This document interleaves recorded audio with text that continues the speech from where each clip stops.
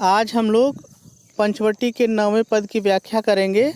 सबसे पहले आइए एक एक शब्द का अर्थ देख लेते हैं, फिर व्याख्या करते हैं। बहुत ही सरल है।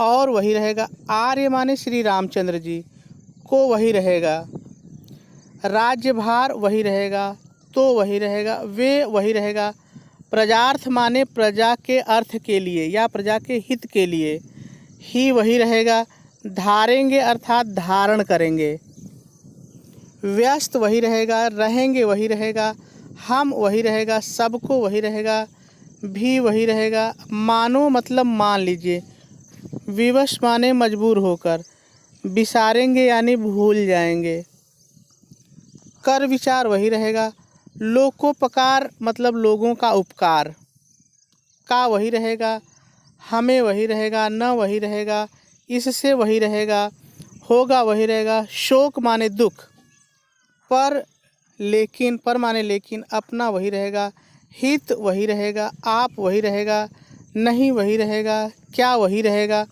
कर सकता है वही रहेगा, यह वही रहेगा, नरलोक अर्थात मनुष्य के लोग, नरलोक मनुष्य इस लोक के मनुष्य, नरलोक मतलब नरलोक के लोग यानी यहाँ जो मृत्यु लोक है यहाँ के लोग। चलिए व्याख्या देख लेते हैं। देखिए, वनवास की अवधि खत्म होने वाली है और ऐसे में लक्ष्मण के मन में कुछ कल्पनाएं आती हैं, कुछ विचार आते हैं। उनके मन में क्या विचार आता है, यहाँ पर इसी चीज़ का वर्णन जो है मैथिली शरण गुप्त ने बड़े ही सुंदर ढंग से किया है। आइए देखते हैं।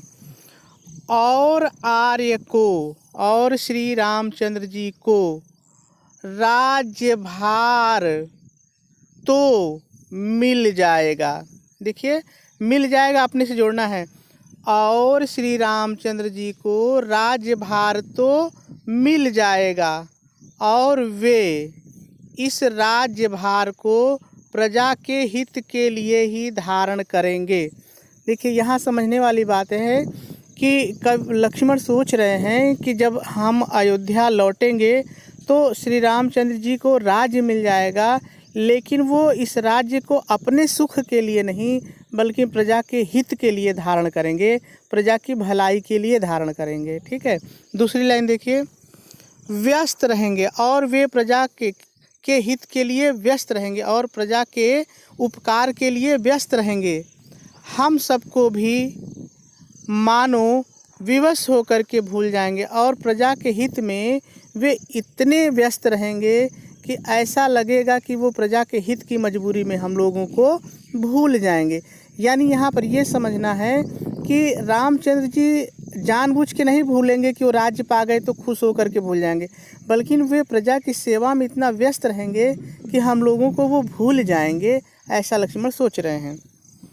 कर विचार लोको प्रकार का, लेकिन हम लोग ये सोच करके कि श्री रामचंद्र जी लोगों का उपकार कर रहे हैं, अपने प्रजा की भलाई कर रहे हैं और वे इसलिए हमें भूल गए हैं, हमें इस बात का तनिक भी शोक या थोड़ा भी दुख नहीं होगा।